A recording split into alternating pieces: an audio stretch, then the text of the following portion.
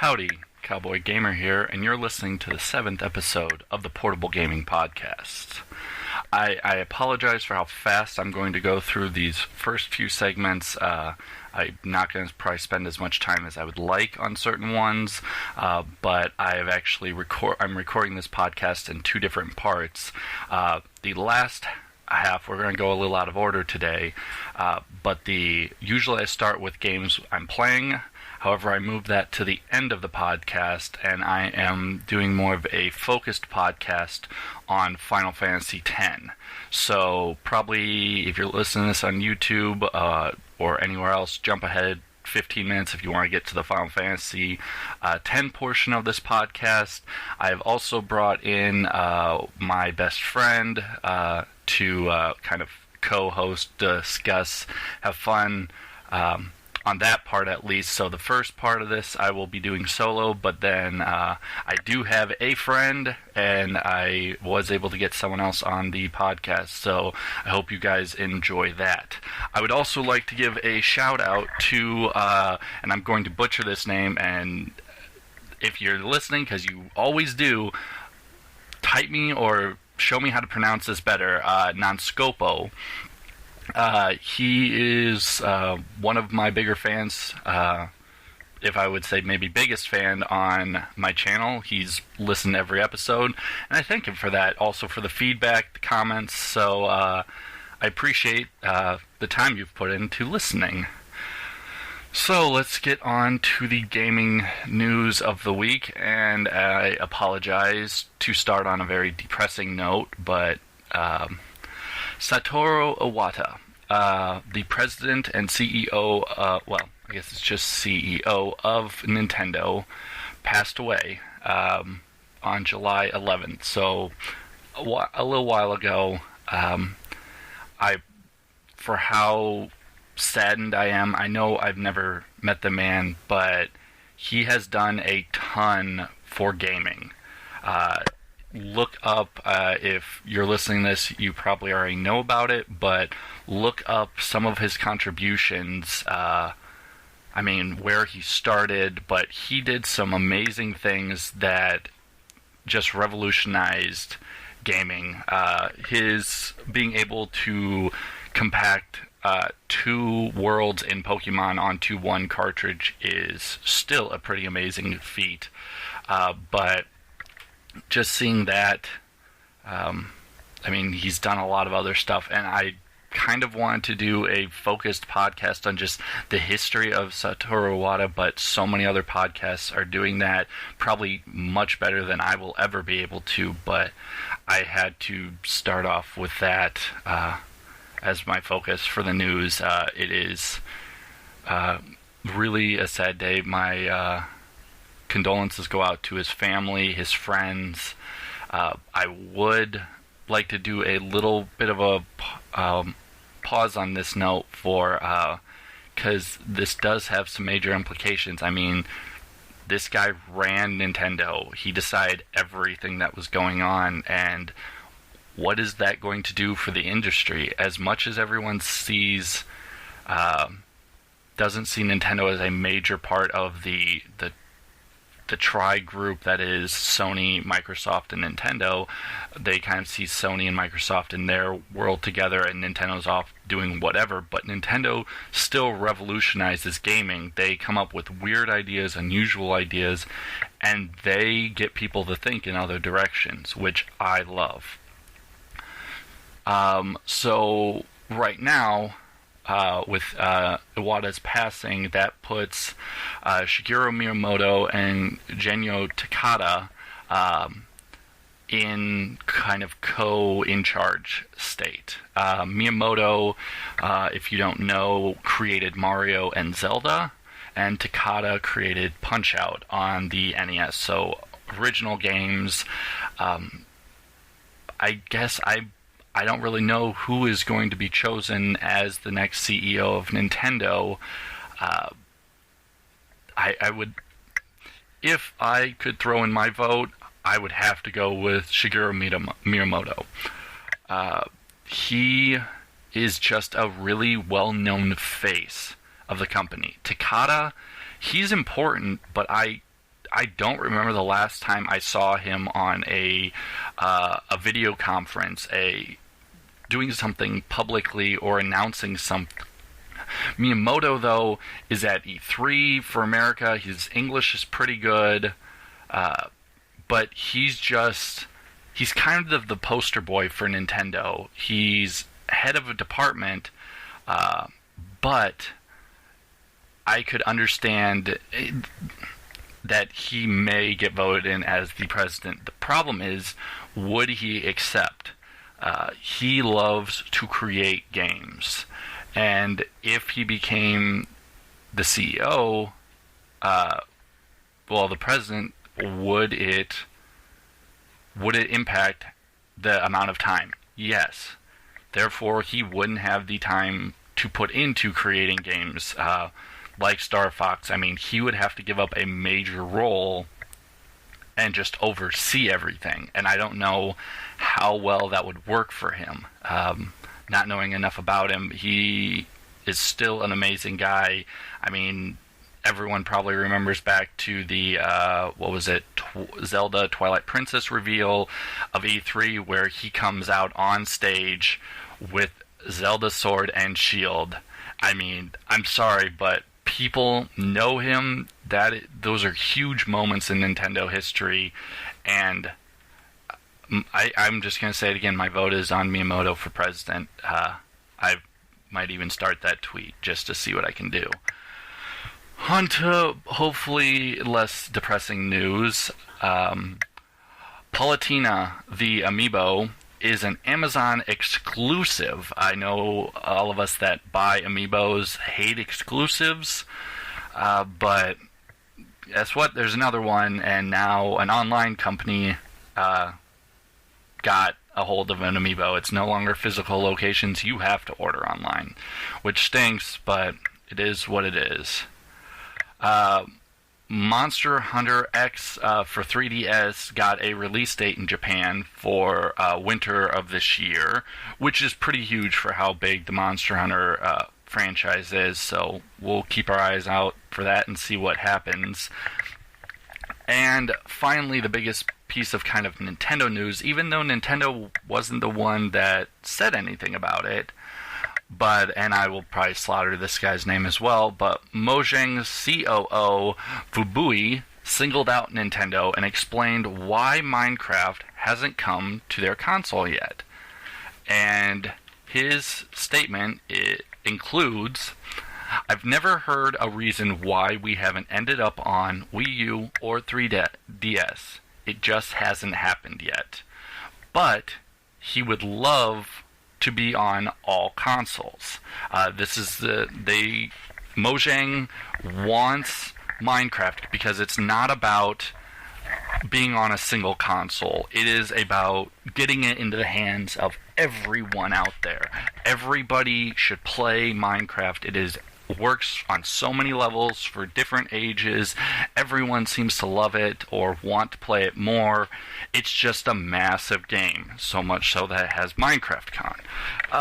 But the only consoles it is not on is on Nintendo. It is on everything else. Even though now Microsoft owns it, it is on Sony, it's on computer, it's on smart devices. It just isn't on anything Nintendo. So, what does that mean? Will we be seeing a Minecraft Nintendo game release in the future? I would hope so. It's not super graphical. It should be able to easily be simplified down to a 3DS or Wii U, but Nintendo is really big on keeping games that just kind of staying too much first party and not getting enough third party. It's going to be a little funky now that Microsoft owns it, how they would interact together. But I like Minecraft. I've put some hours into it, and just being able to play it on another device just adds more sales to Mojang and to Microsoft. So I can't see really anything negative or why Nintendo doesn't want to do this. So we'll have to see and wait and see what happens. For Sony, Dungeon Travelers 2 is launching in North America on August 18th. This is a dungeon crawler. This threw into my news just for how long it's not coming out still for another 3-4 weeks, but I wanted to throw that in. It was just announced not too long ago. Another one for August, Nova 111 is a real-time and a turn-based strategy game that is coming out on the Vita on August 25th. I don't really understand how they made it real-time and turn-based, but it is. Net High was announced for November 26th, I believe this year. Players will be put into a near-future dystopian Japan where citizens all must use a government-mandated social network to succeed in life and prove their healthy lifestyles. However, there are some users who abuse the system, making fraudulent portrayals of their lives online. Your goal is to expose and humiliate these internet fakes. Really weird game, but with how much social networking has come about, I could see this game, not many people are going to know about it right away, but as it goes up, popularity will increase, and people are going to probably find this and start playing it. It is based in Japan, so I don't know how well that's going to tie over to Western audiences, but it's a unique idea. Never Alone is coming to the Vita sometime this fall. It is an Alaskan folklore-inspired adventure platformer. Hero Must Die is a remake, but that is coming out in Japan February 25th. I believe next year, if I remember right. Not positive on that, but it is a JRPG. Muse Together is the New Alone, a really weird love adventure game for the Vita. Just the idea, the title is just unique to me as well. But the quote for this game is, "A young girl lays in a never-ending slumber." How many of us know that story? One day a boy finds notes and paintings belonging to the sleeping girl. Guided by these tokens, he sets off on an adventure in the hopes of awakening her once again. Yeah, I mean, we all know that story. Get the Sleeping Beauty. But, kind of a nice idea. Because he probably falls in love without ever meeting her. And I could see some good twists at the end of this, of either she was asleep while he's journeying, but she actually was awake and before he gets there by another person, or he gets there and he's just like, this is a horrible personality, but that doesn't really fit with the good fairy tale ending of most games. Criminal Girls 2, some of us have seen videos and stuff for Criminal Girls 1. It sold so well that it was officially confirmed for the Vita, releasing in Japan on November 26th. That's another JRPG, but I guess the sales were good enough for the first one, so they made a second. Switching over to games coming out, there is not very much that I've seen. In fact, I don't really know of any good games that are coming out that I haven't already talked about. I mean, I could go over all the ones from last week that are still coming out this week, but there just isn't really anything good. Nintendo, of course, with Iwata's passing, is just really having some problems, probably getting a bunch of games out, and there's a couple of Virtual Boy games, but just kind of low games on the list that just aren't super big. I know Etrian Odyssey 2, The Untold Story, is coming out for 3DS. I think that is August 4th, so beginning of next month. So that's kind of nice, but really for Nintendo, other than releasing old NES and other Game Boy games, again, there really just probably isn't going to be very much this week. For Sony, I guess on the back note, I did talk about last time, but The Binding of Isaac Rebirth Actually, yeah, it's coming out on July 23rd, and the importance, like I said before, was that it is a new 3DS exclusive, so that makes it the second game that is only on new 3DS. So people are at least making some games for that system, so that's good. For Sony, though, we've got really nothing up until August 18th, which is Volume on the Vita. They seem to be... I mean, I know there's going to be a bunch of little small games coming out, maybe some touchscreen-only smart device games that they'll put out, but again, they're just...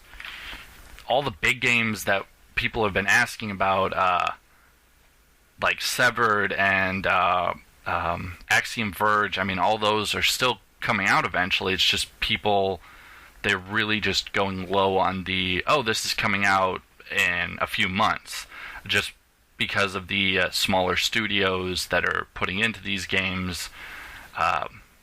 Not many people know when these are coming out. I believe, though, I think it's tomorrow, is on the Vita a virus named Tom, if I remember right, for the 21st. So I'm recording this on the 20th, but that should be coming out. But really, that's about it. As I said before, I think Squares is coming out tomorrow as well on the Vita. Hateful Boyfriend, but just nothing super amazing is coming, at least in the near future. I mean, we all have World of Final Fantasy, but that's in 2016. We know Axiom Verge and Severed are supposed to come out, but it just seems like they're delaying Severed.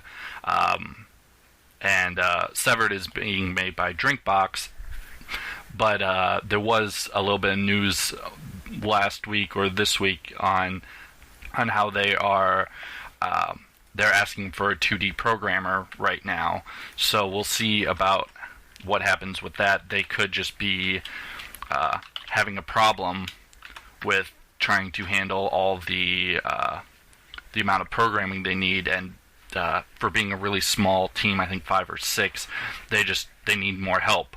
They probably have gotten a lot of money off of Guacamelee, so we'll see what happens with that, and if they can speed up the Severed game and release it. But again, they're a small team.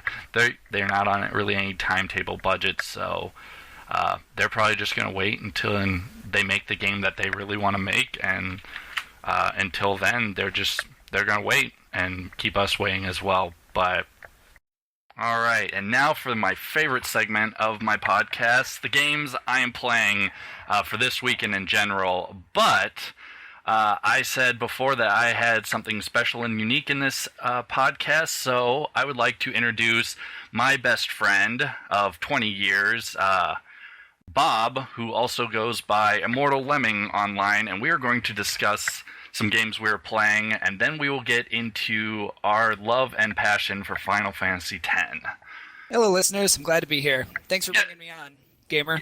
Yay! I have a friend. I'm not alone in my entire life. I can confirm you do have a friend. Thanks. A friend. I'm sure everyone else will love to know that I have a friend. Alright, so one of the games that we play a lot together, and I know it's not a handheld one, but it's a computer game that we love and have played for many, many a year, is Dota 2. And we play pretty religiously. Weekly, we get together and play and have tons of people that join us and play, but that is a game that takes a lot of skill and knowledge, and I just wanted to see what Immortal Lemming has been doing lately on Dota 2 and what his pursuits are with the game. Yep, my main focus is on PC games generally. Dota 2 is, of course, the primary one. I have thousands of hours in that. We do play every Tuesday night. We get a group of double-digit numbers of people together, usually. Also, World of Warcraft is in there, Skyrim, StarCraft 2, so very PC-focused. I have had some experiences with handheld with Final Fantasy Tactics, so that'll be interesting. Yes, Final Fantasy Tactics. I've only played it on PS2, but when it came out for PSP, I know Lemming has his PSP, so he enjoys that on occasion. And I thank you for getting me God of War for the PSP. Oh man, Was it birthday present? So Yep. Thank you for that. Yeah, that is. I gotta get into the God of War. I need to see what they made for Vita and for PS3 for God of War. Now that they're even farther in that series. But like I said, I've got special stuff coming up. But let's get through some of the dumber games that I've been playing lately this week. For my smart devices, I've still been playing Star Wars Commander. The new thing for that is, there was a giant update to the game, and I haven't looked at the update notes because I hate the game so much at this point, but I'm so close to finishing it that I don't want to look at the update and find that they added 5 more chapters or something, which is really dumb. And by the way, Bob, this is kind of like a Red Alert on a smartphone, but... Oh, is it similar to Supreme Commander for the PC? Kind of, yep. Supreme Commander, any of those, you just have a headquarters and then you build up training barracks and different things. Okay, futuristic? Yeah, Star Wars themed. Okay. So you either choose Imperial or Rebels to start with, but it's a free-to-play game, so the way they get you to pay money is everything costs time to level up. And some of it's nice and simple. The very first levels are like 30-minute times, and then when you get to like level 6 and 7s on the buildings, it's 3 days. I feel like there was an MMO space game where if you wanted to create things or level up, it just took time. I think it was EVE Online had similar time-based leveling and system and getting resources. Yep, same as World of Warcraft, the building your own little town or whatever that's called. Oh yeah, the garrison stuff. Yep, very similar. And it's overarching. It's been around for multiple years. It's just now they've really implemented it into free-to-play games. And to speed up that time, you can pay gems. And then the gems, each upgrade costs so many gems. And so to instantly get it, you just pay real money, which is dumb. It's good, but I'm not going to pay money for this game. And so I'm on my 3rd month, I believe, of playing this game, and it's really driving me insane. That's a great thing about those games where you can pay to kind of push yourselves ahead is a lot of times pretty much everyone's happy. The person who doesn't pay anything to play the game, the person who wants to pay a little bit to get a little bit ahead, and the game creator is generally making more money than they would if they just sold a standalone game for some set price. Exactly. Which leads me great into my second game. On my 3DS, I've been playing Pokemon Shuffle. And this is hugely important in the free-to-play mechanics and making everyone happy. Pokemon Shuffle is just a match 3 game, which is like, have you ever played Candy Crush on a handheld? I have not. Okay. Surprisingly. It's seriously just touch mechanics, like a 10x10 or a 12x12 square. You have pieces drop in or appear at places, and you try to match up 3 in a row, and then they disappear and drop more in. Like Bejeweled. Yep, Bejeweled, Gotcha. anything like that. But this has got the Pokemon aspect to it, and it's Nintendo, and they've recently been trying to work with free-to-play games, and so some of them have turned out pretty well, and this is their one kind of bigger one, but I'm on hour 87, and the way that they've made it free is, like in Candy Crush and others, it's free to download, free to start playing, but you only get so many plays. So you battle against another Pokemon, and the times can be like anywhere between like 30 seconds for a play up to 15 minutes. And once you run out of 5 of these plays, you can't play anymore unless you pay money or you wait 30 minutes and it regenerates 1 play. Also time-based. Seen it Yes. forever again. Yeah, and it's not bad.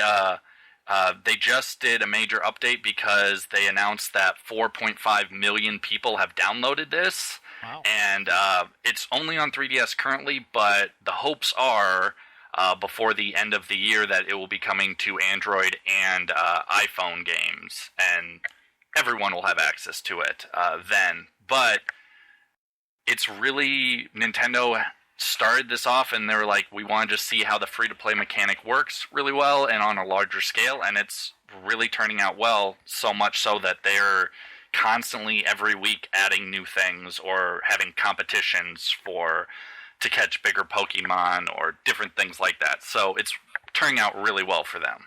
Yeah, it seems like smartphones and handhelds are just getting closer and closer to each other in similarity. However, it makes you wonder if they will continue to see it as like a fight between the smartphone market and the handheld market in regards to games, or if they'll start to sort of merge together and eventually become one device on its own. Exactly, which is something that a lot of people have been asking about. Sony has done that recently. They have their phone that also is pretty much just a touch screen and has a plug for a PS4 controller that you just plug into it on its side, and you can hold the phone so it's like a screen, and you can play your PS4 games on this pretty much just screen. Nice, so they're moving in that direction. Yeah, so, I mean, it's impacting their PS Vita sales, but, I mean, the technology is there, and we can make really good games that run on phones and phone-like devices, so we've got the technology to make everything small. Nice. What else have you been playing? Well, that gets me to my final game that I have put all my time into this week, Final Fantasy X HD on my amazing Vita. Definitely one of the top 5 best games ever. I am starting to agree with that. I haven't made a list of my best games ever, but I have a lot of love. I've never played this game as much as a lot of my friends have, much as you have, but the more I get into this game, the more I've seen, the more I really like this game. And the only reason I actually even got back into playing this game is because at E3, they announced Final Fantasy VII was going to get remade for the PS4. And they're like, this probably won't happen for 3-4 years, but everyone at work, everyone anywhere is talking about Final Fantasy VII. And I looked around and I was like, well, I have this game for Final Fantasy and I have one on my NES. I got, 3 or 6 on my Super Nintendo. And I was like, I got Final Fantasy X somewhere. I have yet to beat that. I think it's on my PS2. I got a memory card somewhere. But I got a new Vita and I realized that I could play Final Fantasy X HD on that. And I wanted to give it a try. So... And that is why I am here, because that is. I have some Final Fantasy X knowledge. Keep in mind, I am definitely no expert, but I do enjoy the game, and I've played it through multiple times, so do not quote me, but I feel like I do have some base knowledge regarding this game. There, however, will be some quotes at the end. Bob here has gotten a quiz together, so he's going to quiz me a little bit and see how little knowledge I have about this game. It's all right, you'll nail it. Also on that, I do want to point out that if you are a person that hates spoilers, I don't care. This game has been out for years. If you don't know the ending of this game or haven't seen some of the key cutscenes or the major dramatic points in this game, I'm sorry. They'll probably get spoiled. We probably won't go too much on the ending of the game, but it's all there. Yep, even if you don't care if the game ends up getting spoiled, and you aren't thinking about playing this game, I recommend giving it a shot. Even this far in the future, it's definitely worth a playthrough. Yeah, this game, it really pulls you in to put you in the place of the key characters, and so after a while, you really just feel when the character feels, and you feel like you're there feeling this situation, and it becomes quite emotional on occasion. But let's start off with you, Bob. Where was the first time you ever encountered Final Fantasy X? Oh, well, gamer, it would have been when I was quite young, not quite in college yet, still high school. I had some friends they were the only ones in our neighborhood that had all the best technology. They had the PlayStations, they had the nice computers back then, and they were playing the game, and it looked amazing at the time. It even still looks good to this day. So think about and imagine how amazing the cutscenes and the graphics were in this game, however many years ago that this came out. What, 10 years ago? 12? 15 at this point? So that was when I first saw it, and I ended up picking it up in college and playing it while I was at university. So that's my experience. How about you? I also had a college experience for my first time.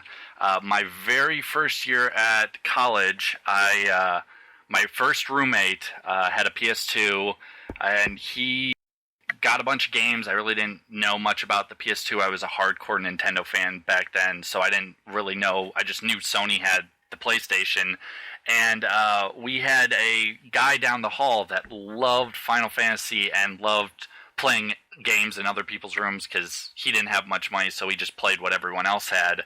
And my first time, I came walking into the room, and he'd just been in there, and he didn't go to class all day. My roommate had gone to class, and he just had sat in our room for 8 hours playing Final Fantasy X, and he was in the woods, if I remember right, just running through the maze of woods. And I looked at it, and I was like, I don't know what game you're playing. And he started to explain, like, oh, it's part of the Final Fantasy line. I was like, oh, I actually know some of Final Fantasy. And he's like, yeah, this is Final Fantasy X. I was like, they're on 10? And this was back, way back when, I mean, the whole numbering issue. So 1 was not 1, and 2 is, and what ones came from Japan that we actually got, and the whole order mess up.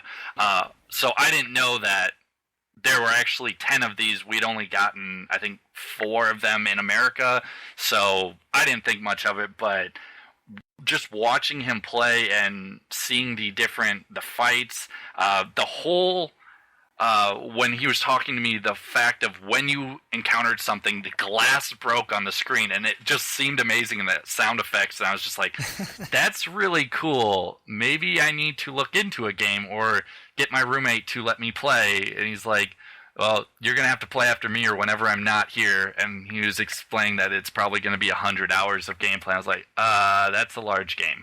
Yeah. We had no idea at that point how long this game actually takes if you want to be a completionist. Oh, man. And that is a huge thing when you're talking about Final Fantasy X, of you're either going to just try and go fast to get to the cutscene and end the game, or you're going to be the person that goes every nook and cranny and finds 30 of a same item to do something, or you're going to level up someone to their max level. And you don't have to, but there are tons of different points that you could. Yeah. Another reason why this game is so great is because not only is it relatively easy for new players to pick up, it has a pretty simple system. It's turn-based on combat, but it can be very customizable as well in regards to different builds, and we'll talk more about that when we get to that section today. Yeah. I will. I said it last podcast. I started playing this game a while ago on my PS2, and I got to a certain part, and I just couldn't go any further. I have finally, on my Vita, made it past that point, so I'm finally seeing new points of the game. And Yay. not to say I haven't seen these before. I've watched tons of my friends play this game, so I have seen almost every cutscene imaginable, seen all the different areas you can fight and all the aeons and stuff, but it is a big moment that I've finally passed the last point I was at, and now I'm, in my own personal experience, seeing new scenes that I've never experienced, at least up front. Yay, yes. Did you tell them why you got stuck? Oh, no, I don't think I went too far into that. So, after you are on the airship, you go and try and rescue Yuna. You're put in a kind of a dungeon of sorts, which is a waterway. And what lives in water? Fish. Yes, and Are fish affected by weapons that deal water damage? No, they are not. And what had happened is, in the start of the game, one of the weapons you get for Tidus is a water damaging weapon that's pretty good. And I had gone through, and I didn't know much about all these different items and keeping them all. And so I just saw weapons that seemed like they had a ability when they attacked, or they might have done a certain element of damage, and I was like, these are awesome. So They are. They do damage. And so what I did is I equipped a whole bunch of water weapons, and then I sold off most of my other weapons. So when I got to the water phase, I realized that almost everyone only did water damage, which in turn heals the enemy. So I was not able to kill them very easily. Yes, and at that point in the game, you only have 3 characters. Yeah, and so you're pretty much just stuck with these characters, and if they don't have the weapons to do it, you are kind of ruined. And yes, and if you saved over your save file, you have to start back over at the beginning. So I ended there, not trying to do it anymore. So, yeah, but that caused a several-year hiatus for you. yes, several-year hiatus, but glad you came back. I am super pumped to be back. I want to finish this game, and I'm really worried because if I keep playing this for a couple more months, near Christmas, there's another big role-playing game coming out by Nintendo, and I'm really worried what happens when that comes out and which one will take priority in my life, which it's scary, but hopefully I have gotten far enough in Final Fantasy X that I can put it aside for a couple hours and then come back to it. Yeah. On that, let's talk about some of our favorite moments in the game. Cutscenes, just cool dramatic scenes, whatnot. Yes, so, start with you. Memories came back once the HD remaster of this game came out. These were amazing to watch in the first place, but when the HD came out, I just got to relive them all over again and just fell in love with the game again. So that was pretty amazing. All right, let's talk about best cutscenes here. How about you, Gamer? What's your thinking on this? I am going to go with probably the one that most people say, and based on mine, I haven't seen the ending cutscenes, but when all of the characters are on the airship and they're going to rescue Yuna, they get there, there's Bevelle. Bevelle. There's a wedding scene, and they have to stop the wedding, and they throw ropes down, and then they literally... Bro, you are underestimating it here. They shoot ropes off the ship, and they break through the concrete ground, and then all the characters skate or slide surf style. Yeah, surf down the anchor ropes in order to get from the airship to where the wedding is taking place. It is incredible. It is, and in HD, even on a small screen. Yep, it's not in Gameplay Engine. It's in the CGI. It's in CGI. Which is so good. That is one of my more problematic things with this game is the amount of CGI cutscenes versus the in-game engine scenes. But even then, half the time you don't even notice, and you're just so engrossed in the story that you don't care anymore. But when you see a great cutscene that's CGI, you're just like, oh, so amazing. Yeah, and there's so much cutscene content that doing it all in CGI would have been insane. Beforehand, I was going through all the cutscenes trying to find my favorite, and there were over 10 hours worth of cutscenes in this game. It was ridiculous. So yours is the attack on Bevelle. Yep. I would actually have to disagree. I would say that my favorite cutscene in the game is near the very beginning. I think it's the very first CGI cutscene you see, where Tidus is at the Zanarkand Blitzball Stadium, and he's there in the dark, and you can hear the water dripping in the background, and then all of a sudden, boom, they start to fill up the Blitzball Stadium with this crazy lightning that they use to fill the stadium. Who knows how that works, but that part has amazing, amazing music, and it looks incredible. I recommend everybody look it up or buy the game and see it at the beginning. That is you were right. That is a very good scene. I even I got my wife to listen to the song and to watch the cutscene. I was just like, this is the game I'm playing. You have to watch this at least, if nothing else, just to understand a little bit. Well played, sir. Yes, if that doesn't get you pumped up, something's wrong with you. Yes. But they're not all amazing cutscenes. There are some bad scenes, or just some dumb scenes in this game as well. It is because the main character, whose name is Tidus, is a bit of a crybaby and is called such several times during this game. Yeah, so we'll talk a little bit more about that when we get to the different characters and some comparisons between this game and some other games. But my top vote for worst scene in this game is when Tidus, the main character, learns, spoiler alert, how Sin is actually defeated. And it is by sacrificing one of the summoners, and there's some more details about that. You'll know if you play the game. But when he finds out, he yells out this like crying scream and runs across the room and starts punching an Aeon in the chest while he's like crying. And it is awkward, to say the least. It is, for how dramatic that scene is. It definitely is a little grating to have this little crybaby moment. Yeah, I think it's supposed to be a very emotional moment, which, of course it is, because he gets all upset. He finds out that he's been trying to get Yuna to basically go kill herself. And but the Tidus's crybabiness is a bit over the top, and it grates on my nerves during that section. Yep. I actually hadn't thought about this enough, but when you brought this up, I completely agree. To the point that I am at this game, that is the worst cutscene I have come across. Just because of it's a recognizable notice that the voice actor is going well over the top, and it's probably just his lines, and he was following the rules and what he had to do, but it's too much, and it could have just been dialed back. It had to be a dramatic scene. It had to have importance, but it was too much acting. And it's hard to say if it's the voice actor's fault, because I feel like the voice that was used in that scene fits Tidus's personality perfectly. It's just that Tidus's personality is annoying. Yep, he is a humanoid crybaby. Yeah. So I had a couple others in the running for best cutscene. So let's end on that note. I'll name some of those off, and you can let me know if you remember them. Anima gets summoned to defeat the Fiends at the Blitzball Stadium. Very good. Yes.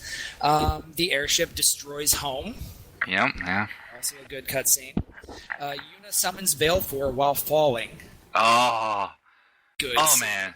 And seeing that for the first time, I'd seen it with friends, and I knew what was happening, but watching it again just recently, I knew she was safe. There's no problem with her jumping out of a building and just falling, but seeing her do it was just, you knew something awesome was going to happen, and then it happened, and you're like, yay, she's saved! Yep. And then my last one on the list, which you have to include, is the Yuna and Tidus scene in the pool. Oh, man. Which is pretty cool.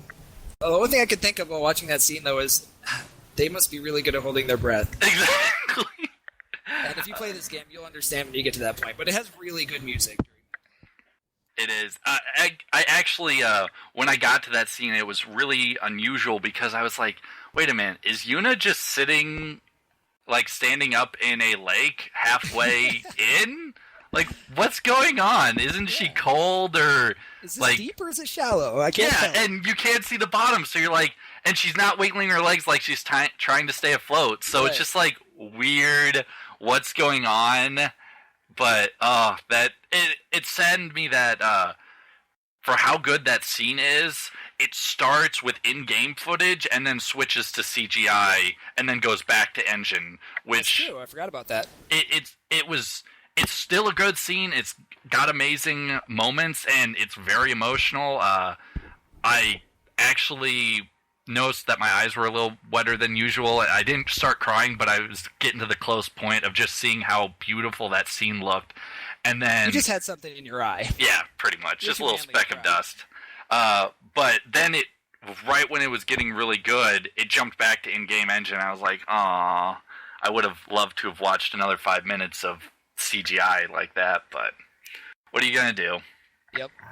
All right, what are we talking about next? All right, the cool things about mechanics that they brought into Final Fantasy X, or just amazing little differences between how Final Fantasy was or games were before Final Fantasy X came out, and what things they brought to the table to impact gaming as we see it today. Okay. I think maybe you were referring to the Sphere Grid system? That is the largest one that I can come up with right now. all goes back to that sphere grid. All right, so let's go ahead and discuss a little bit about the sphere grid and how amazing it was, and then let's go ahead and start doing a game comparison between Final Fantasy X and a previous Final Fantasy that we each have at least some experience in, Final Fantasy VII. I have beaten that game as well, but I have not played it as much as Final Fantasy X. So, I'm sure the listeners will have their own opinions on this, but they're not on this podcast, and I am. Ha ha ha ha. So, sphere grid. This was an amazing idea that they had for this game, and I don't think they had it in any previous games. Do you confirm? I'm pretty sure that is true. I don't... Even if it did come out in a Japanese only or another game before, I had never seen a leveling up system that was this extensive when I first saw it. Because my first introduction with the game, when I saw the guy playing it, he all of a sudden stopped playing the game and cut over to this weird thing, and I was like, what are you even doing? He's like, this is how you level up, and I'm like, wait, what? He's like, and then he backs out and shows me how large this grid is, and I'm like, oh my, this is real, the game is never the same. You can do whatever you want with every character, and it's always can be different. Yeah, and if anyone out there is a PC player, you can compare this to the grid system in Path of Exile. Good call. Also has a sphere grid system. But I think Final Fantasy X was the first to do it. So how it works is there's this giant grid of, I guess, dots, you could say, little sphere areas, and each character starts in a different section. Now, as you go through and you level up, you're able to move through the sphere grid system, each level allowing you one move. And at each step, you gain additional stats. So let's say that you move up one spot, and you are now at a strength plus 3 sphere. So you use, what are they called? Power sphere. Spheres, yes. You could use a power sphere to go ahead and activate that node to give your character plus 3 strength. And the great thing is, where each character starts and the path that they follow customizes them to what works for them in the game. So it goes along with the game story and the different roles that each character can play. So let's kind of, if you don't mind, we go ahead and go through some of the characters in Final Fantasy X and talk about their different roles, and then we can kind of kick it back to comparing it to the materia system in Final Fantasy VII. Good call. Got to start off with Tidus. All right, Tidus. So Tidus, he is our main character. Bit of a whiny baby, but his sphere grid focuses a lot on agility and speed. So a lot of turns and being able to hit characters that have good evasion as well. Yep.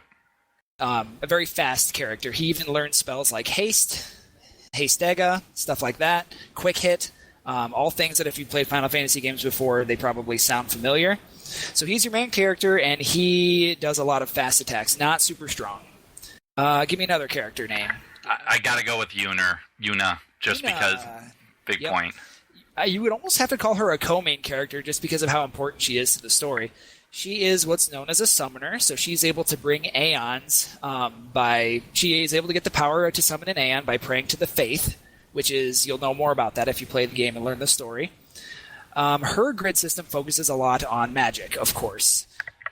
She is also the team's healer, and you could almost call her a healer/support because she can cure diseases. She's able to cast things like Protect and Shell, which prevent physical and magical damage. And, of course, she summons Aeons, which is extremely important because they are the most powerful units in this game. How about another character? As much as I want to go to Auron, we got to talk about Lulu. Just bring up we'll bring up all the girls right off the bat. All right, Lulu, the most attractive character hands down in this game, and I don't care what anybody else says. Agreed. Okay, anyway, she is your black magic user, so she doesn't care about healing you. She cares about killing her enemies. A lot of elemental-based spells, so the fire, water, lightning, and ice. And, of course, there are ice and fire are against each other, and water and lightning are against each other as well. She ends up learning, Firaga, Waterga, different stuff like that. But she also learns Death, Bio, which is a poison thing, Flare, which is a direct damage black magic spell, different things like that. So if you go through her grid, A lot of magic +3s, magic +4s, different things like that. Yep, very. She's definitely the. If you remember the original Final Fantasy stuff, the black mage of the group. Oh yes, this game really does follow very iconic. What are we looking at here? Roles for Final Fantasy games. All right, I said girls, so let's bring up Riku. Riku, you got it. She is insanely fast. She gets more. The faster you are, the more turns you get. It is a turn-based system, and the more turns that you can get in, the more things you can do. So Riku is the fastest, but she hits like a wet paper bag. Yeah. Oh man, which is why she is best played as like a kind of a damage support, in that she will help out in any way she needs to because she gets so many turns. So if she needs to, she learns things like steal or mug, which is stealing and you get gold, and you do damage, which is nice. Yep. Let's see, what else does she do? She also gets use, which is the ability to use specific items that nobody else has access to, which is really nice. Albed potions, very important. You have any other thoughts on her? Not really. I mean, she definitely is just very underwhelming. I mean, if you really didn't need to steal so much in the game, I almost could see myself trying to figure out ways of just never playing her. But the amount of time she gets to attack is just really good if you can eventually get her to hit a little harder. Yeah, and I've, of course, played different attempts to try to make her into a damage dealer, and it really doesn't work. Mm. Even if you take her eventually down Auron's path, she still just never catches up to their damage. So I feel like a damage support is more her place.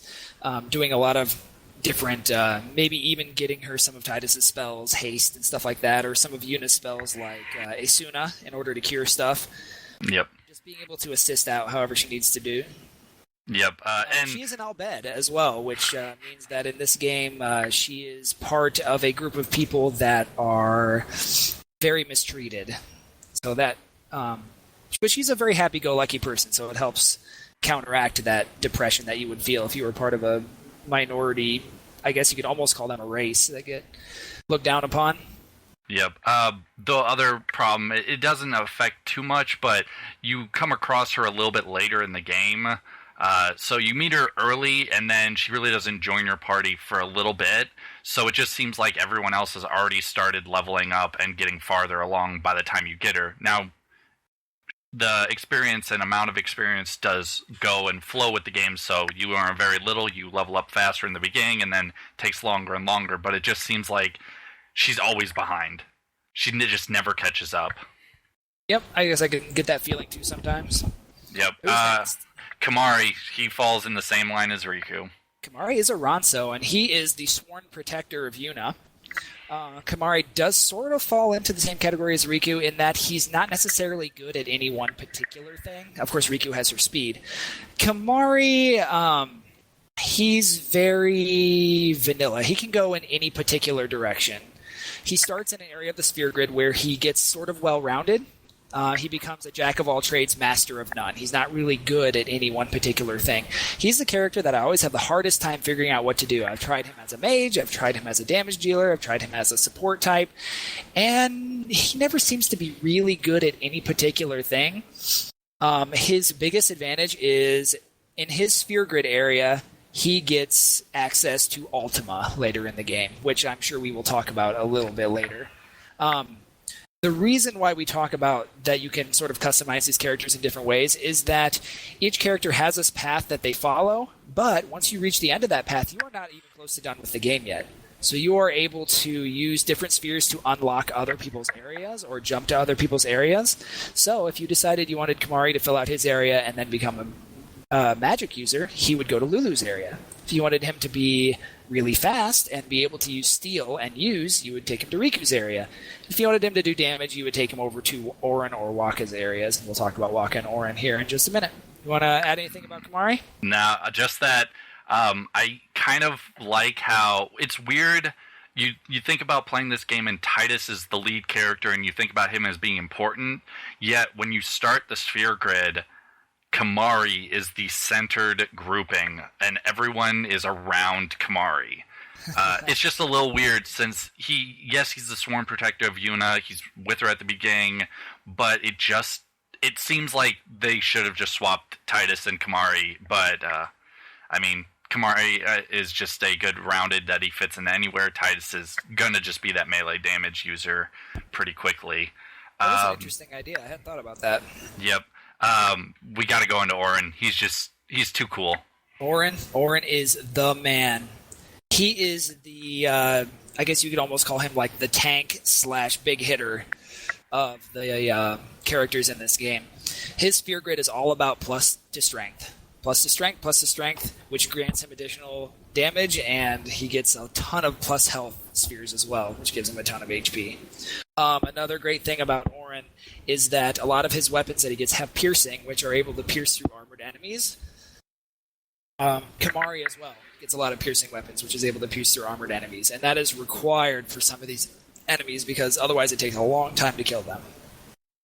Yep. I also I love the very first cutscene with Tidus and in the Blitzball Stadium and everything. That is when you were first introduced to Auron, and he kind of runs you through your tutorial of the game for the first 10-15 minutes, and you realize further through the game how much history Auron has with Tidus's family, kind of, and how much Auron fits into everything in the future and in the past, and how he really knows what's happening and what's going to happen and what kind of has to play out. Well said. He kind of has his own plan, and you don't really know what's going on inside Auron's head through most of the game, but once you start figuring out what's going on, it's amazing. It's also very mysterious right at the beginning when you see Auron, and he's just, all of a sudden he's there, and you're like, he knows more than he's saying and more than what's going on.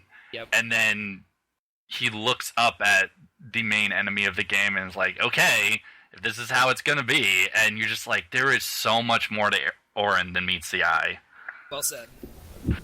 All right, that leaves... character? Yeah, Wakka. Even though, I'm weird that I put him last, but because Tidus starts into this world, and he pretty much comes across Auron first, and then Wakka is the first character in the new world, as I would say it, but he meets Wakka, and he's a major part of your history, or not your history, but your past, and as you're going on, and he has a deep story, but I saved him to last, so let's bring up Wakka.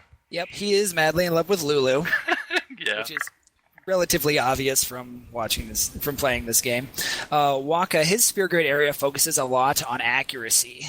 He's the one who actually has, you could almost call it a ranged attack, and he's very good at attacking flying enemies, enemies that have very good dodge or mischance.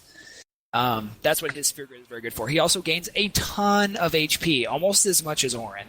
So he is pretty well-rounded. I like his Sphere Grid. I'll often take my damage dealers through his Sphere Grid section once they complete their own sections. Yeah, I also like how his weapon of attack is a ball, and it allows you to hit units flying or far-away units. It just has a good usefulness that other characters don't have. Yep, your only melee character that can hit things that are not right in front of you. Yep. Which comes into play during a few fights in this game. Yep. One thing you brought up the love that he has for Lulu, and this is one thing I've always had the most trouble with. But Wakka had a brother. You find out through the story. His name is Chapu. He died. What was Chapu's connection with Lulu? Chapu and Lulu were actually, if I remember correctly, engaged. Okay. And Chapu went off to fight Sin, who was the main bad guy, and gave up a sword that Wakka had given him as a gift in order to take a forbidden weapon known as a machina, otherwise known as a gun, I suppose. Yep.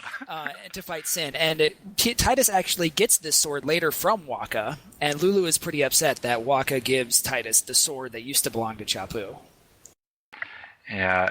And Chapu dies. I don't think I said that. Yeah, he does die, and you really never meet Chapu. There's one scene that you get to see him, but it always was wondering, because they're they're so close, and Waka makes all these comparisons to Tidus on how he looks like Chapu, yet Tidus likes Yuna, and Waka's kind of going after Lulu as the love scenes of the game. So it's just a little weird. Plus, all of the weird situations where Tidus and Riku are together, and you almost think that if Tidus wasn't so engrossed with Yuna, he'd probably go after Riku. But yeah, it's just kind of weird. Maybe, I don't know. I think he kind of sees Riku as like a younger sister. But there were a couple scenes where there was the one where Tidus is dreaming, and Yuna, Riku, and Lulu were all in the dream. You remember that? Yep. And then he's sort of being reprimanded for having all these different girls that he made promises to. And then there's the scene where you have an option to say something to Lulu about how you like Yuna, or you can choose to tell Lulu that you actually like her instead. Yeah. Which is entertaining. Oh, yes. And that is all the characters, and that kind of goes over how the sphere grid works. There's much more depth to it than what we've gone through here. We don't really want to take the time to go through it in full detail, but if you ever get a chance, maybe Google the sphere grid and take a look at it. Look how amazing it is. But let's go ahead and compare that to Materia from Final Fantasy VII. If I remember correctly, again, I am definitely no expert in Final Fantasy VII, they had Materia, which you could put them in slots in your items, weapons, your armor, different things like that, and they would level up. This would be how you would also summon Aeons, is you would equip the Materia for that Aeon onto your character, and they'd be able to summon that. But if you took it out, then they couldn't. It would also help you get things like haste, all those different things that in this game you learn as a spell. In that game, it was always equipped to a Materia that you would put into a slot on your weapon or your armor. Now, I personally like the sphere grid system better. It is much more simple. It may not be quite as customizable, but it's easy to understand, and it definitely helps each character kind of have a thing that they do, primarily, in the sphere grid system. The Materia system kind of leaves things very open to interpretation. What are your thoughts? I completely agree. From the too much customization with all the with Final Fantasy VII to just seeing the sphere grid, it's a super simple concept. You see everything. You can see all of the abilities that you eventually could learn and where you have to go. They both, however, you could totally start going down a certain path and then realize, oh man, I really screwed this up. This person should not do this. But you learn over playthroughs or just seeing other people play and seeing what... It's good social comparison between the two about how you get your friends together and they're talking like, oh, I was doing this and I took Tidus into Lulu's path and he became all magic related, or and just the differences about each person had with the game. Yeah, and definitely not hating on Materia here, because the idea of Materia was really cool and allowed some serious customization.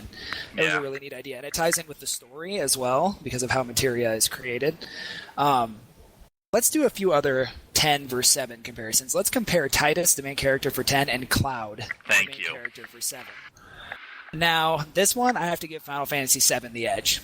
Tidus was a big, old crybaby, and he was definitely not as cool as Cloud. Cloud had his own issues, which I'll probably talk a little bit about later, that made him, in my mind, not necessarily the coolest Final Fantasy character.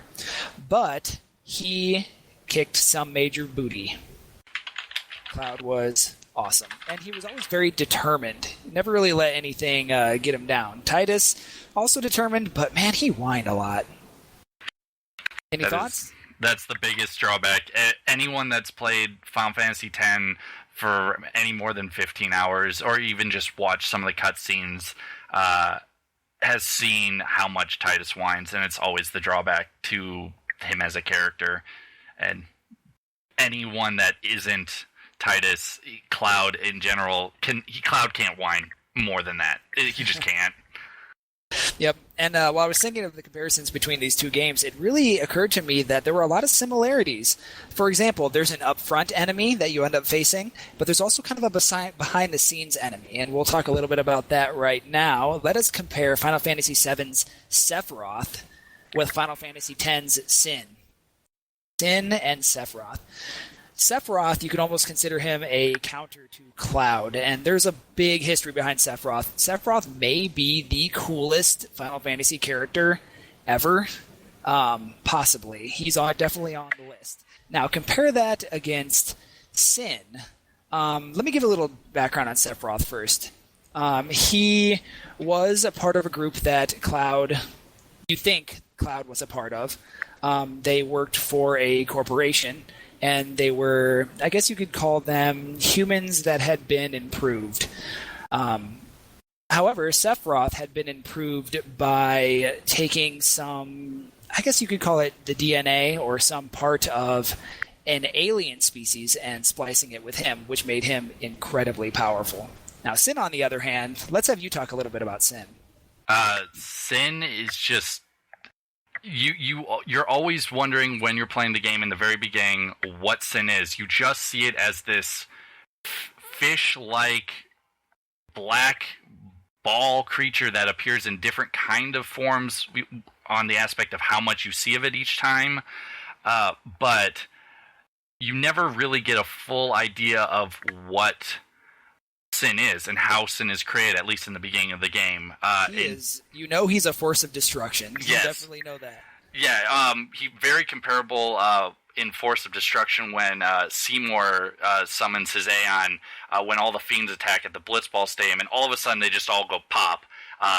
Very comparable to what Sin does in multiple scenes where there's tons of enemies to Sin fighting him. There's things that are doing damage or what everyone thinks is doing damage, and he just goes blink or snap and everyone is dead or gone. My conclusion on this is Sephiroth is definitely the cooler enemy, but Sin is the more powerful enemy by far. And Sin kind of is just in the background more, whereas Sephiroth, I don't know, Sephiroth talks and Sin doesn't really. That's a good point. You have to, just from how the scene is playing out, you have to kind of feel your way around of what might be going through Sin's mind or why is he doing this. Cool. All right, let's go to the behind-the-scenes enemy. Yu Yevon versus Mother. Now, you might not actually be familiar with either one of these, Gamer. Do either one of these ring a bell for you? You are past me. I do not know enough about the lore and the smaller aspects to know. I won't give too much away, but I will reveal that Yu Yevon was a summoner from the old Xanarkand that was extremely, incredibly powerful. Now let's compare that to Mother, who is, you could almost say, I guess, an alien species that arrived onto the Final Fantasy VII planet from a meteor, if I remember correctly, and it ends up messing with the life stream that runs through the planet, basically the life force. It tries to interfere with it and take it over. Mother, part of Mother is in Sephiroth, and Sephiroth basically is willing to do whatever Mother says. Comparing these two is difficult. Both of them, they're just very different. Yu Yevon has good motives, which you will learn later. Mother just wants to destroy everything. So I think I'll leave this one up to the listeners. Any final thoughts on that? Not a lot. I've heard the names before, but I've just had... When you haven't played through the game so much as little as I have, and you've seen tons of your friends playing the game and seen millions of parts of scenes, you get little bits of each thing and you kind of understand how the story is, but part of the time you just fill in holes with lacks of information, so yeah, I never really understood enough about what Yu Yevon was doing. Yeah, yep, and you'll get more into that later, I'm sure, when you start to get to the end of the game. The last comparison I'd want to make before we talk about just the games overall, which one we like better, is Shinra Corporation versus the Religion of Yevon. And this is kind of like what's going on in society during these games. Shinra Corporation is a giant corporation that controls most things. They are not very good people. So there's a lot of different fighting of Shinra and trying to figure out what they're trying to do in Final Fantasy VII. And let's go ahead and set that up against the Religion of Yevon, which is in Final Fantasy X. Of course, it is a religion, so they have certain laws and rules that they expect you to follow, but not a lot of necessarily explanation of why or where those rules came from. So you spend a lot of the game sort of trying to figure out, what is Yevon exactly? I have to completely agree.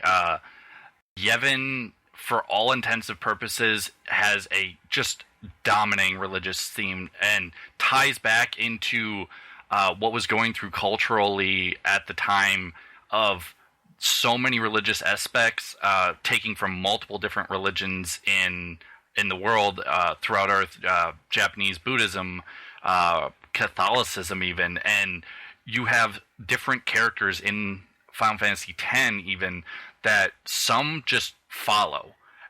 They are some, in kind of terms, they're just the fanatic that is going to follow the rules, whatever is going to happen, or at least through parts of the game. And then there are other people that are just like, these are kind of guidelines. I don't really care, or I understand you guys are going to follow this, but you guys are idiots, kind of thing. Yep. So it brings in characters from all over the different on Earth, different denominations, different groups, and different values and beliefs of how much they believe. Yeah, and it's very telling, and it would show you like what can happen to a religion if you let it go bad, type thing. Yep. So let's go ahead and talk about Final Fantasy X verse 7 overall. Now, personally, I prefer Final Fantasy X. I think it is a better game overall, and I like the characters better, specifically for one particular reason that I think kicks 10 over 7. Auron. He is the man, and I love him so much, in a very platonic way, of course. He is the reason why I think Final Fantasy X beats out Final Fantasy VII. Otherwise, I think they're very, very comparable in regards to how much fun they are, how clever they are, how great they were when they first came out. I will have to admit there's a potential bias because I actually did play 10 before I played 7. I actually went back and played 7 after 10. And a lot of times it's hard to go back, especially when you have really good CGI and graphics like in 10, to go back to 7 and play. So I will admit there's a potential bias there. How about you, Dana? I will agree that I love 10 more than 7. I have so much more knowledge and love, and as a social network, I had so many more amazing conversations about things that happened in 10. And just amazing times of staying up till 2 in the morning watching a friend play a game or a different cutscene or just the same level over and over, or just spending, it's hour 8 and we've got pizza, we've got drink, we're caffeinated, and we're just going to be up for forever playing this game. And yeah, it may just be one person, but Final Fantasy X, with how good the graphics are, you can seriously just sit there and have no problem just watching what's going, because there are so many cutscenes that you feel like you're involved even though you're not playing. That's a good point. I also want to point out that both games have an amazing storyline, so I don't want to take away from either one of those. But we also don't want to forget that Final Fantasy VII had the movie Advent Children that got created, which is what happens after the story in Final Fantasy VII. So I recommend, if you've played 7, or even if you haven't and you are interested in the story, watch the movie Advent Children. It's what happens after Final Fantasy VII storyline ends. A good piece of what some would call fan fiction, but a very interesting aspect. All right, I was talking to Bob earlier today about this, and I know you don't have the best answer, but I looked up totaling my hours that I've put into Final Fantasy X, and I'm thinking I'm around the 50 to 60 hours into this game, and I've pretty much only played the same parts over and over, but this will show you guys how much of a lack of knowledge and how little I've played the game when compared to Bob. So any close proximity to the amount of hours you've played? It is definitely multiple hundreds of hours. I have played this game maybe 4 or 5 different times, and I've gotten different amounts of the way into it each time. I have beaten the game totally at least twice, and I've worked on some I would almost call it post-story content, at least a couple times as well. So what you're looking at is once you beat the game, you should consider yourself about halfway done. Because there is so much endgame content. It's almost like playing World of Warcraft. Like, you get to the max level, and all of a sudden you're like, whoa, there's like a whole nother game here to play. So if you get near the end and you think you're about to beat it, you don't think that you're done. Although, you can just continue on and complete the story. If you do, there's a point at which you can't go back. So once you've gotten the airship, bit of a spoiler here, once you've gotten the airship and it allows you to travel the high bridge, if you travel the high bridge, you're going for endgame. You can no longer go back. So I would recommend creating a save file before you attempt to go to high bridge. I do recommend completing the game. I think Gamer was thinking about doing this, completing the game and then going back and working on endgame content by loading your save file. I think that's a great idea because the story is a really good story and it has a really cool ending. So at that point, like I said, you're about halfway through the game, and you can now access many things that you could not even get during the rest of the game, like all of the Aeons and the legendary weapons. Amazing things like that. You can go places that you have not had access to, like you can go to the Omega Ruins and potentially fight Omega Weapon, who in the HD version turns out to be much stronger than in the regular version. I found that out the hard way when I went to fight him, and he absolutely destroyed my face. Yes, that was a very good day for me. I don't remember what we were doing beforehand, but I showed up. I know it was just a great moment, but I was like, you might as well go and fight him. And so Bob's thinking he's all pretty big and bad and just jumps in. Is like, and then within about a minute, he's like, there's no way. I'm just going to do as much as I possibly can do. Yep. Did not turn out well. I suppose we should probably also mention some of the differences between the remaster and the original version. There are a couple additional skills or abilities that were added into the game that make it a little bit easier to level and to get all the spheres you need. But besides that, the biggest change is the inclusion of the Dark Aeons, which, if I remember correctly, were actually released in the Japanese version, but not in the original English version. So in the remaster, they included them in the new English version. The Dark Aeons are the most powerful enemies in the game, including even the endgame content that you wouldn't have gotten to yet. These are incredibly harder than finishing off the game. So if you're a completionist, these are what you're going to need to focus on. They have millions of hit points. Millions of hit points. And to put that in comparison, I think the third... I just fought Maester Seymour. He's kind of one of the bad guys for the third time, and I think he only had 120,000, if I remember, something like that. Not even close to millions. Yes, and your damage as a character is restricted to 9,999 damage until you get the legendary weapons. And those are not easy to get. Yes, let's, this is always a good topic to discuss on. Let's discuss the legendary weapons and the amount of effort that goes into, because this is a bane for Bob here. How many times have you done them, and how many have you gotten?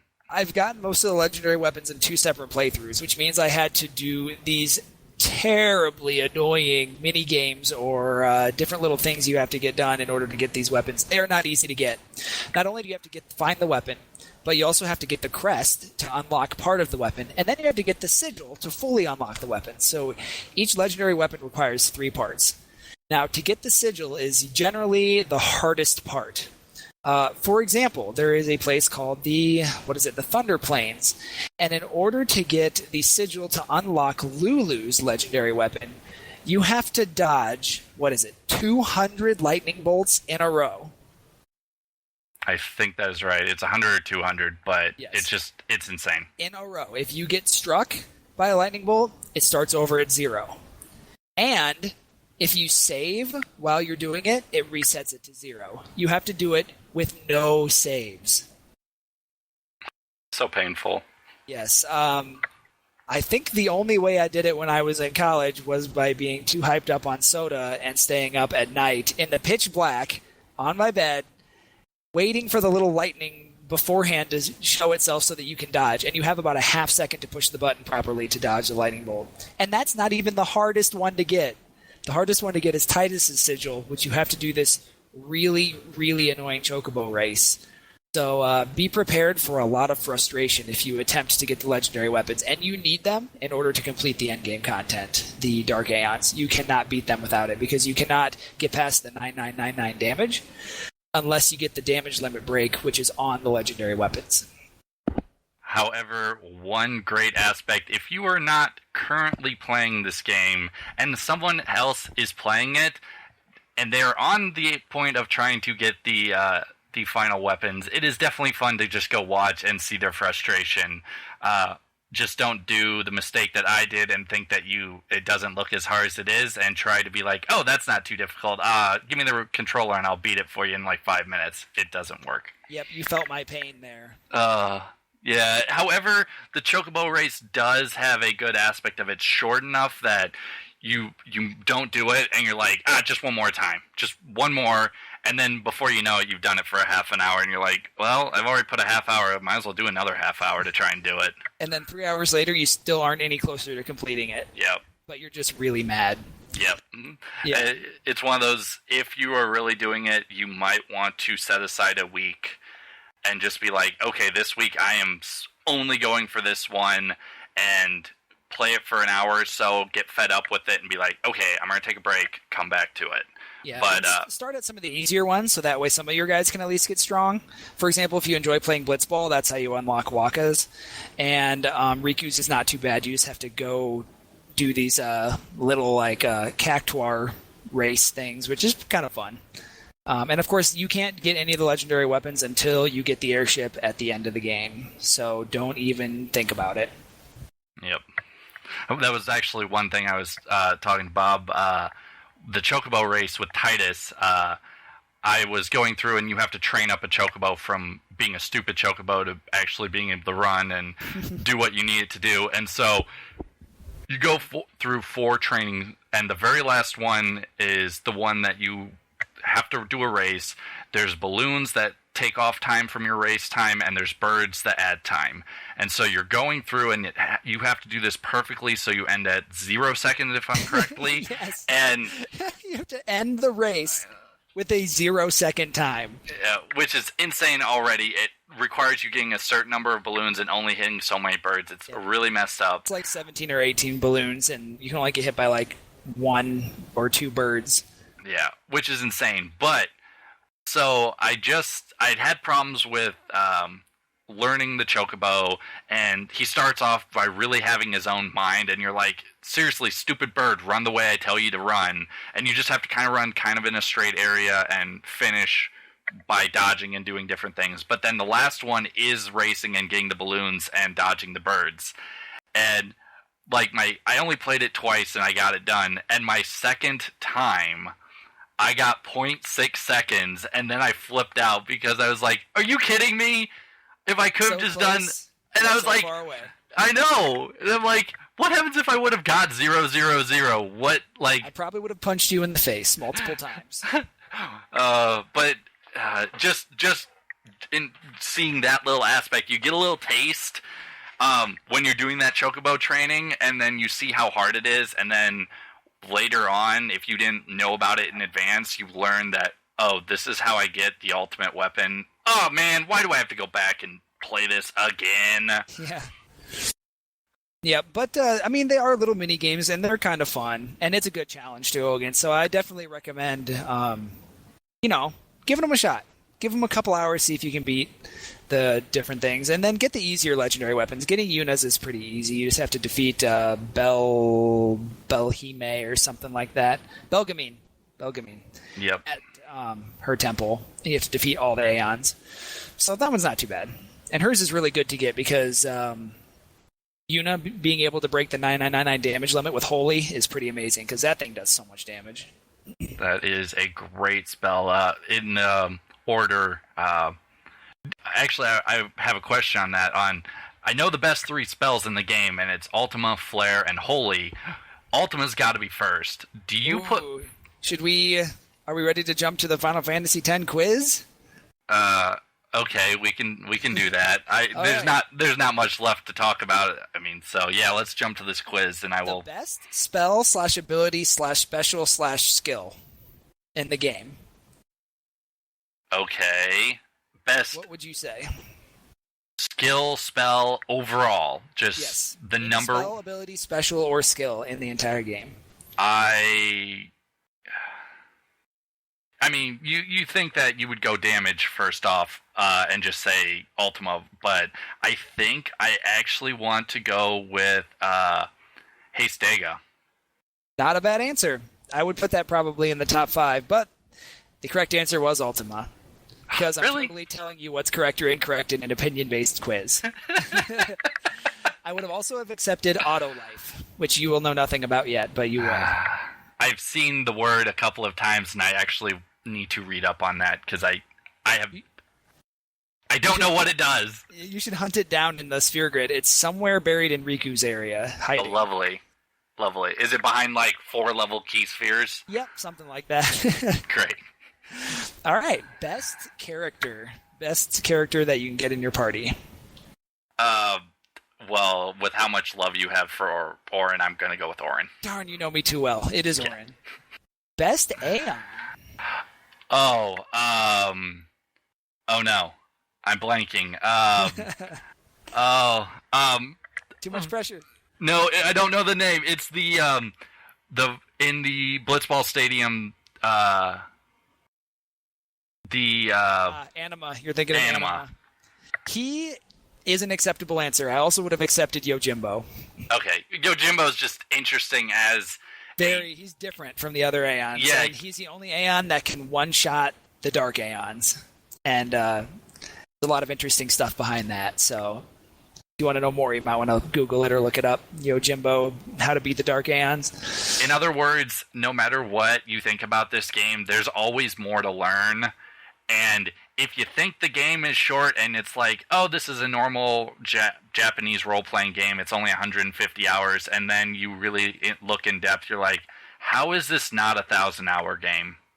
And if you beat the game in under 1,000 hours, you're like, yes! With everything. I should get a medal. And my last question was best cutscene, but... we definitely discussed all the great cutscenes of this game. But the best one's the Blitzball Stadium in Xanarkand. It is one of the more notable ones. It is right at the beginning. Everyone that has started Final Fantasy X has seen it, so it's just the more people have seen that scene than the ending scene, so more people recognize it. Or even the music, you hear that, and just random people that haven't played Final Fantasy X for 5 years are like, oh yeah, that's the stuff. How about the enemy that you hate the most in the game?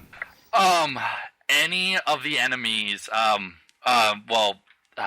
don't know the name. It's the octopus type thing that it casts the bad breath that makes you confused and poisoned and everything, because there's nothing worse than losing control of your heroes or your characters, especially when you level them up so far and then you lose control, and not even just one losing control. When your entire group of 3, when they're all lose control, you're just like, I have to sit here and watch them fight each other, and you're worried that you will not get control back. And it's that one moment that, did I level these up too far, and are they going to kill each other? And if they do...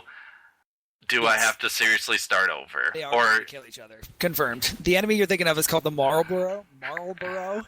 And the great / annoying thing about a Marlboro is that it will cast a move called Bad Breath, which afflicts many status afflictions on your party. Also, though, it will ambush your party, which means it gets the first move. So you don't get time to you don't get time to prepare for the Bad Breath. But Bad Breath goes right on you, and your guys get berserked, they get confused, they get silenced, all sorts of horrible things, and they kill each other off before you even get a chance to recover that. One thing to make major note, if you are playing Final Fantasy X and you have more than one save location, save multiple locations, and just always be saving and backing up because you never know when something stupid will happen. Good call. Very, very good. That's pretty much a strategy you should use in every game. Probably, but more so, this game is the reason you say, if you played any game after this, it's from this game. All right. Now for some quotes. I have some quotes, and your job is to tell me who said them or in what context they were said in this game. Let's see how good your memory is. First one. I will try to use the proper voice and context as well. Just don't give it away by saying it all girly. I need food.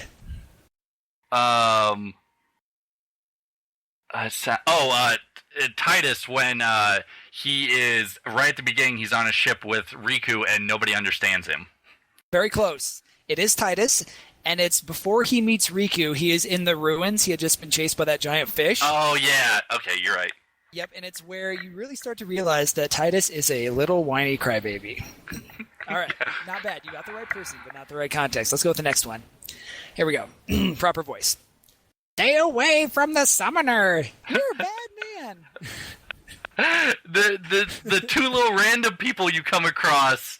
It's right when you meet Yuna, and she has, I think, gotten the first Aeon, and Titus has done something stupid, and he wants to go up to Yuna, and is just a large crowd of people. Is it outside the temple? It if I remember. Okay, good. And it's just this large crowd of people, and you feel like you want to interact with people, because usually in this game there are great scenes where you just go up and talk to everyone just so you hear what they have to say on the subject, but you can't get to Yuna because of all these people. Yep. That's when you realize Yevon has quite a big effect on this the lifestyle in Sphera. Yep. All right, another one for you. This one's going to be tricky. Don't cry. Lulu? No. I mean, I would assume Yuna, she's very upbeat and positive, but I don't know. First, who is this being said to? Oh, man. It's Jecht. It is in one of the cutscenes about calling Titus a crybaby. Also close, but I didn't use the Jecht voice. Oh, gosh. Who's this being said to? That's an easy question. Oh, it's Titus. It's got to be Titus. Good. Now, I'll go ahead and give the reveal. The one who said, don't cry, to Titus is a Faith. It's the little kid that wears purple that you see in the dream. Wow. That is the Faith of Bahamut. That is, you're exactly right. That is a very low point, too, of in the very beginning of this game, you see this character, and you're like, who in the world is that? And, yeah, there's a lot behind that. Who this little boy is, or little man, or whatever it is. It turns out to be the Faith of Bahamut trying to help Titus because they eventually want to be freed, but you find that out later. All right, last one. This one you have not gotten to yet, I don't think. So you will have to give it your best guess based on voice inflection and what you know. Yeah. All right. That's it? You're gonna tell her you're sorry, and then you just drag her to Zanarkand and make her fight Sin. I mean, by voice inflection, everything you think Jecht. Right, but it couldn't be him. Yeah, because of, how you're doing that. Which group of people don't agree with taking summoners to Zanarkand to fight Sin? Riku, because she doesn't want to lose Uni, her best friend. She is part of what group? The Albed. Sid! You got it! Oh, man. Sid is because Sid appears in so many Final Fantasy games. Yes, he does. He's in 7. There is, I think he's in Final Fantasy 4 or 5 as well. I mean, he's always the mechanic guy with the airship, and he's got so many awesome moments, and just knowing him in general throughout all of the stories is just so... There's so many awesome things with Sid. Yeah, we can't go without talking about Sid. This is right before he grabs Titus and chucks him across the room. You'll love that part. All right, that's all the quotes I have for you. Anything else you want to cover? I do want to, as hard as it is, and there's not much amazing comparison, but I want to talk a little bit about your thoughts playing the PS2 versus the HD of just when you first, did you immediately, when you picked up the HD on PS3, did you just look at it and be like, oh, this is totally a better game, or was it just a slightly up-resed version?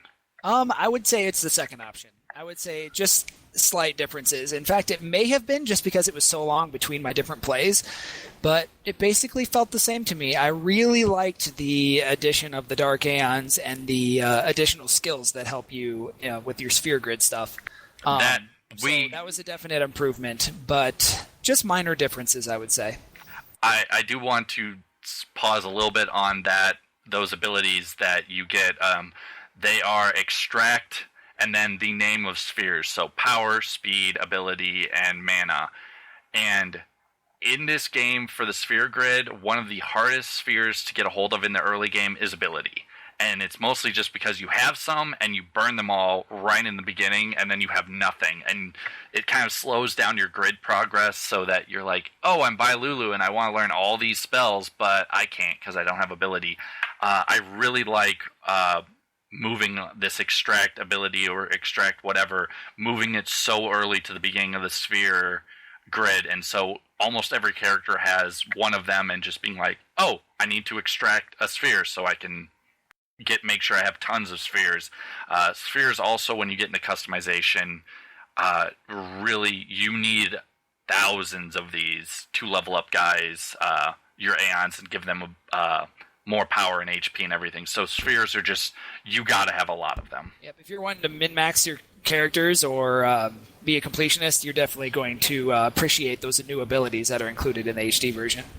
Yep. I also want to talk about, and as much as you don't have a real leg to stand on for this, but I've played it on PS2 and now I'm playing it on a Vita, and so it's a little handheld screen, but for how amazing the Vita is power level, it is pretty much like running a PS3 on handheld. And even though it's a smaller screen, seeing this all in HD and just looking at it and being like, I don't care that this is a small screen, this still looks like an amazing game or an amazing cutscene. So,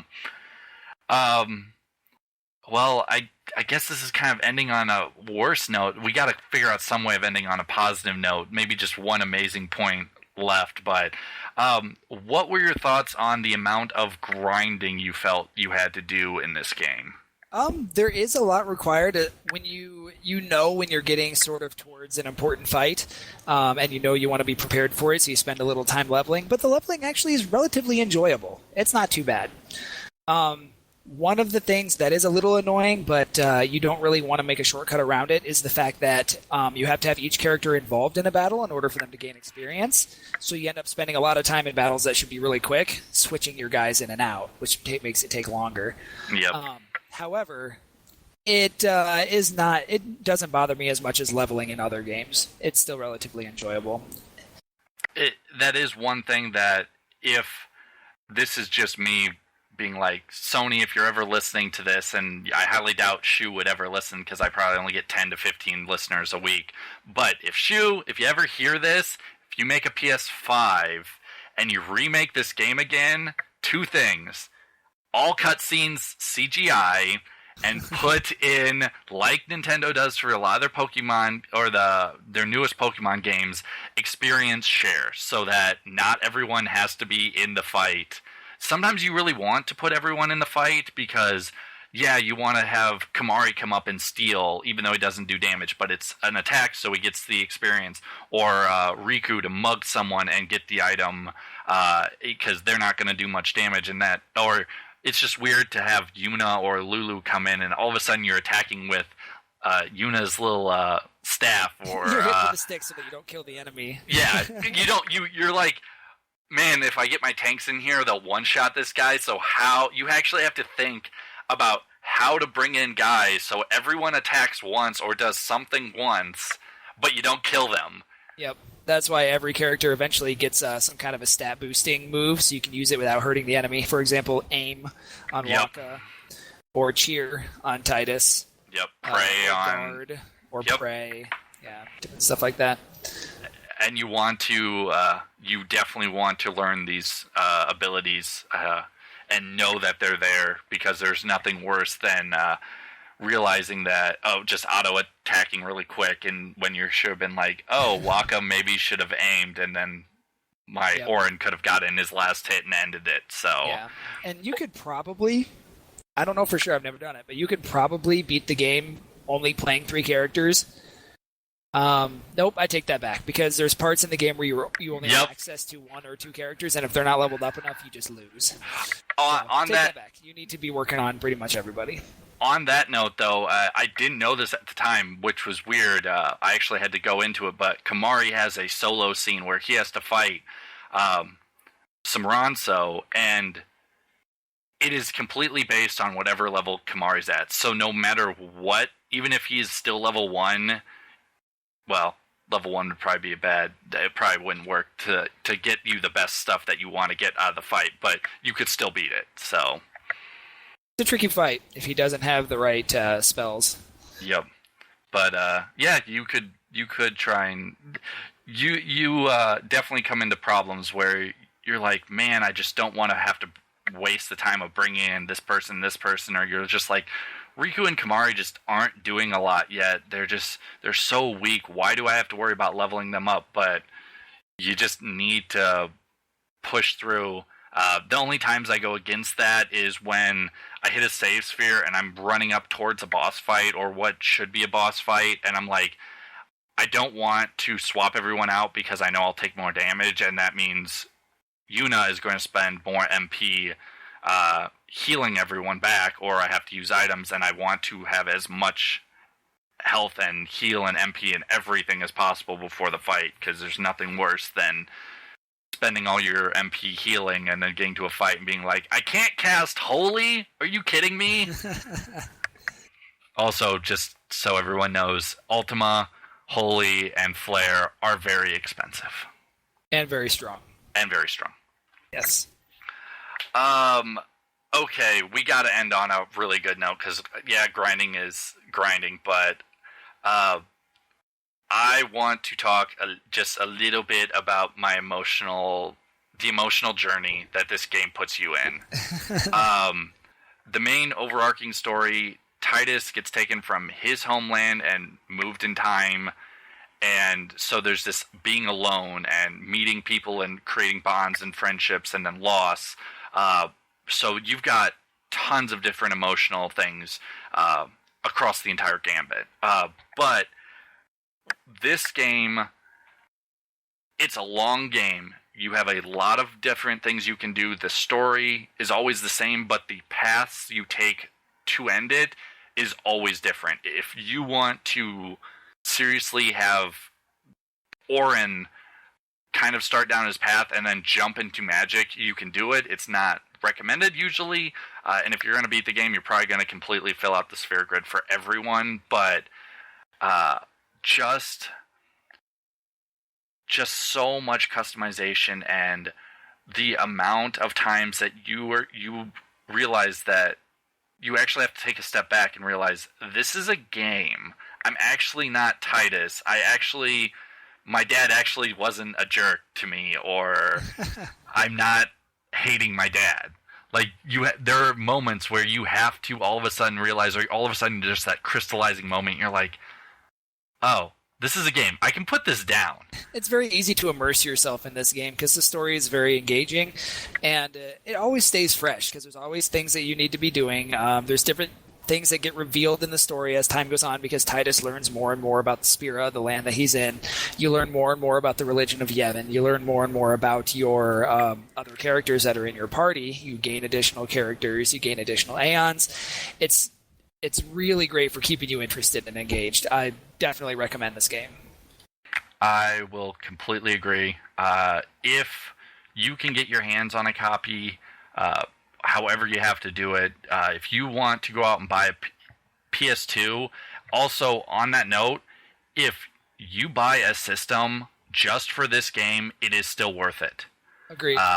This game has so many people talk about, like, you should spend $1 for every hour you play. Some people say nowadays with inflation it's $2 for every hour. This game is so large and has so much replay value of being different and different customizations that if all you do is buy this game and buy a PS2 just for this game, or buy a Vita just for this, or a PS3 or the PS4, whatever, it's worth it for just this game. And you cannot usually say that about almost any game other than maybe WoW for PC. WoW. I don't know if I can name off any other game that is so intense and has such a large storyline, or you can play so many hours worth. Yeah. I mean, you have, I guess you could say Diablo. Yeah, Diablo's, you can, but I mean... StarCraft. They are large games. Stories. Yep. Get your money's worth out of them. But yeah, if you have never... if you don't know enough about Final Fantasy X, look up people playing it a little bit, cutscenes, forums, whatever you gotta do. Also, if you've never played a Final Fantasy game, this is a good one to get you in on it. If you want to learn more about kind of the Final Fantasy universe and how Final Fantasy games go, Final Fantasy X is a great introduction because it takes it really easy on new players, but people who are experienced can also get in and enjoy it as well. Completely agree. This was actually, I agree. I think this was my first Final Fantasy game I played myself. Compared to, and then after you realize so much of the story and all the love, then you go back to all the other Final Fantasies, and you're like, and then I've played 1 and 3 and 4 and parts of 7, and just I've jumped in. It's a great introduction game to the whole series, and it really makes you want to pay attention to what the company that made this game, Square Enix, what they're doing next, what the next Final Fantasy game is, and what new points to the environment, to the people, to the characters, what they're going to do next. All right. Thanks, Bob, also known as Moral Lemming, for being on the show. I hope you guys enjoyed this. It's a little different, but I told you guys I would have a special guest or co-host eventually, and this turned out really well. If you love Final Fantasy X, I hope you made it all the way through this part. I'm not going to tell you the final review of the game or score this game. It is a game that should not really get a score. It is a game that you must experience. And feel happy to give us feedback, and I really do appreciate you bringing me on, Cowboy Gamer, and letting me talk about Final Fantasy X a little bit with you. It was actually very enjoyable. Yeah, if you guys want to hear more games that Moral Lemming's done, definitely leave feedback for it. Like this video if you want, and I will try and get other people on or find a good co-host, hopefully in the near future, so it's not just me. But this was a good test firing to see how this worked, and hope you guys check out some of my other content I've done. But until next time, you guys just play all those games that you love and enjoy life for what it is. Have a good night.